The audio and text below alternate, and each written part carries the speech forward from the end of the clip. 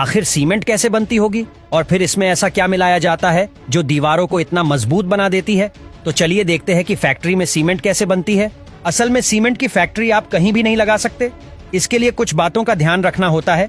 दरअसल सीमेंट बनाने के लिए कच्चा माल पास में होना बहुत जरूरी है। अगर इसे बनाने वाला सारा मटेरियल एक ही जगह मिल जाएगा तो प्रोडक्शन ज्यादा अच्छे से और कम दाम में हो जाएगा।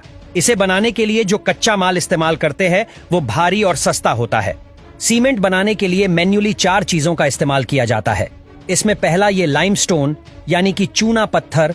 चूना पत्थर में कैल्शियम कार्बोनेट की मात्रा सबसे ज्यादा होती है। दूसरा है लेटराइट मिट्टी। ये मिट्टी लाल रंग की होती है और इस मिट्टी की खास बात यह है कि इसको पकाया जा सकता है। तीसरा है शेल स्टोन। ये काला पत्थर होता है, ये कहीं भी आसानी से मिल जाता है। और सबसे आखिर में है लाल मिट्टी। इसके अलावा सिलिका और एल्यूमिना का यूज भी किया जाता है। इसमें कोल का भी यूज किया जाता है। 1 टन सीमेंट के उत्पादन करने के लिए लगभग 250 ग्राम कोयले की जरूरत पड़ती है। जब आप कच्चे माल की बात समझ गए हैं तो ये भी जान लीजिए कि सीमेंट फैक्ट्री उन जगहों पर ही लगाई जा सकती है जहां पर एक इसकी डिमांड ज्यादा और दूसरा जहां चूना पत्थर अच्छे से अवेलेबल हो, क्योंकि चूना पत्थर सीमेंट प्रोडक्शन के लिए सबसे ज्यादा जरूरी कच्चा माल है और ये टोटल वेट का लगभग 60% तक होता है।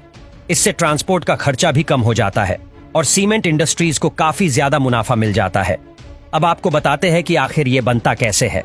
असल में सीमेंट बनाने के लिए सबसे पहले चूना पत्थर निकाला जाता है। चूना पत्थर बड़े बड़े पहाड़ों में मौजूद होता है। पहाड़ों में ये सब कच्चा मटेरियल पाने के लिए पहाड़ों में ब्लास्ट किए जाते हैं और इससे एक ही झटके में काफी बड़ा पहाड़ टूट जाता है, जिससे पहाड़ों के टुकड़े टुकड़े हो जाते हैं और फिर उनको ट्रक में लोड करके फैक्ट्रीज में लाया जाता है।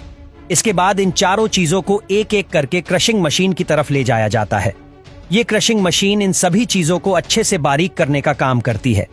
एक एक करके सभी मटेरियल उसको बारीक पीस लिया जाता है। इसके बाद इन चारों चीजों को अच्छी तरह आपस में मिक्स करके कन्वेयर बेल्ट की हेल्प से आगे भेजा जाता है और एक बड़ी गर्म भट्टी में 1450 डिग्री सेल्सियस तक तापमान पर गर्म किया जाता है। इतने ज्यादा टेम्परेचर पर गर्म करने से इन सभी चीजों के नेचुरल कंपाउंड टूटकर अलग हो जाते हैं और एक नया कंपाउंड तैयार हो जाता है। भट्टी से एक कंपाउंड बहुत ही बारीक छोटे टुकड़ों में निकलता है, जिसे खंगर या क्लीनकर कहते हैं। उसके बाद ही मटेरियल कूलर में आता है। इस कूलर में मटेरियल को 70 डिग्री सेल्सियस टेम्परेचर पर रखा जाता है। अब आखिर में इन टुकड़ों को एक बड़े से ग्राइंडर में बारीकी से पीस लिया जाता है और बस सीमेंट बनकर तैयार हो जाता है।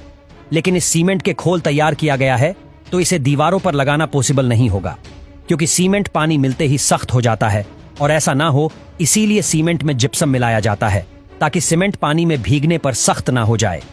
एक बार जब सीमेंट बन जाता है तो बारी आती है पैकिंग की।